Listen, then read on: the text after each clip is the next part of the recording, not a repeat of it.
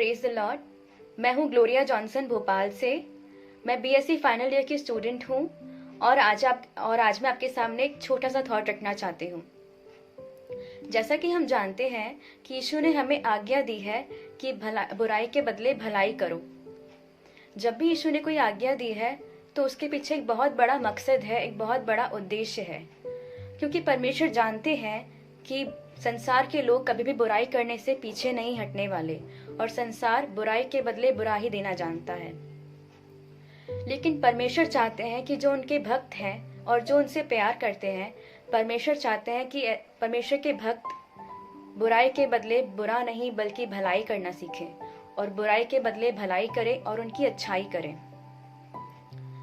इसी विषय को थोड़ा और आगे बढ़ाने के लिए और आपको और अच्छे से समझाने के लिए मैं एक छोटी सी कहानी सुनाना चाहती हूँ। उदाहरण के तौर पर, एक बार की बात है, एक गुरु अपने शिष्यों के साथ नहाने के लिए गए। नहाने के दौरान उनकी नजर एक बिच्छू की ओर पड़ी। जब उन्होंने उस बिच्छू को देखा तो वो बिच्छू पानी में गिरने के कारण काफी तड़प रहा था और जिंदगी और मौत के बीच उसकी एक लड़ाई चल रही थी। जब गुरु ने उस बिच्छू को देखा, उन्होंने उस बिच्छू को उठा लिया ताकि उठाकर उसे किनारे फेंक दे और उसकी जान बच जाए।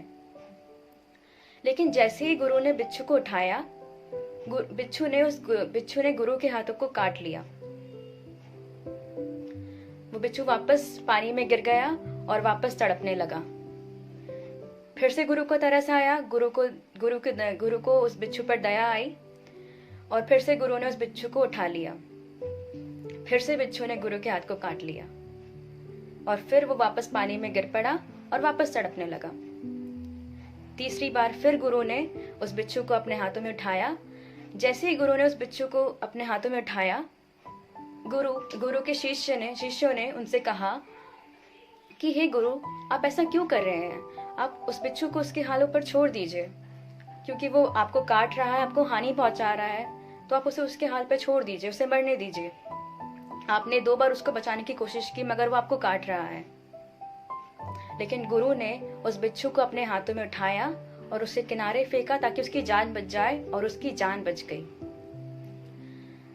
नहाने के बाद गुरु जब वापस आए, रास्ते में उन्होंने अपने शिष्यों से कहा कि जब वो बिच्छू मुझे काट रहा था, वो अपने अंदर के गुण प्रकट कर रहा था, क्योंकि बिच्छू काटना जानता है, वो नुकसान पहुंचाना जानता है, वो बुराई करना जानता है, उसे उसके अलावा कुछ नहीं पता।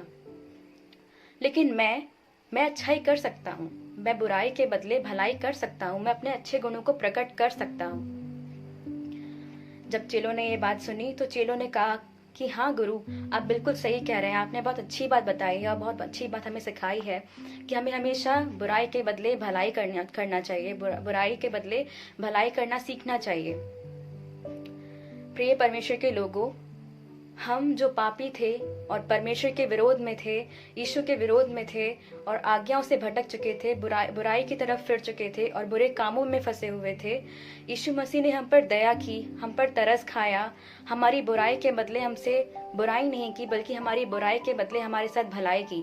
वो मनुष्य के रूप में धरती पर आए और उन्होंने अपना बलिदान दिया। हमारे बुरे कामों के बदले उन्होंने अपना बलिदान किया, यीशु ने अपना बलिदान दिया। तो परमेश्वर के लोगों, हमें बुराई के बदले भलाई करना सीखना चाहिए। चाहे कोई हमारी कितनी भी बुराई करे, हमारे बारे में कितना भी बुरा सोचे, हमें हमेशा भलाई करना सीखना चाहिए। परमेश्वर के लोगों, इस दुनिया में रहते वक्त किसी भी व्यक्ति के अंदर 2 तरह के गुण पाए जाते हैं। पहला शारीरिक गुण और दूसरा आत्मिक गुण। जब हम शारीरिक बातों पर मन लगाते हैं तो हम शरीर के कामों को प्रकट करते हैं, जैसे गुस्सा, बैर, ईर्ष्या, ये सारी बातें शारीरिक कामों के अंदर आती हैं। लेकिन जब हम आत्मिक बातों पर मन लगाते हैं तो हम आत्मिक गुणों को प्रकट करते हैं। जैसा कि हमने कहानी में सुना कि गुरु ने उस बिच्छू के काटने पर भी उसे नुकसान नहीं पहुंचाया, उस बिच्छू के बारे में अच्छा ही सोचा, बुरा नहीं सोचा बल्कि उसकी भलाई की, उसे पानी से बाहर फेंका ताकि वो अपनी जान बचा सके। वैसे ही परमेश्वर के प्रिय लोगों, हमें आत्मिक बातों पर मन लगाना चाहिए, क्योंकि आत्मा के बीच और हमारे शरीर के बीच एक युद्ध होता रहता है कि किसकी मर्जी चलेगी।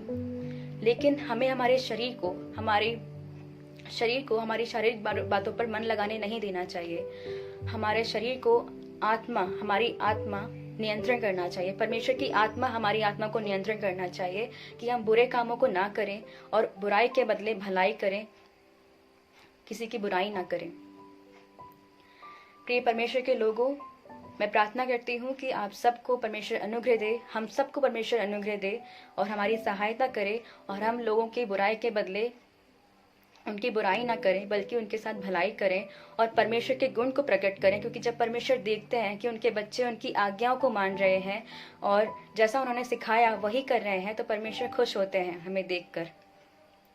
परमेश्वर हम सबको अनुग्रह दे, हम सबकी सहायता करे और हम सबको अनुग्रह दे।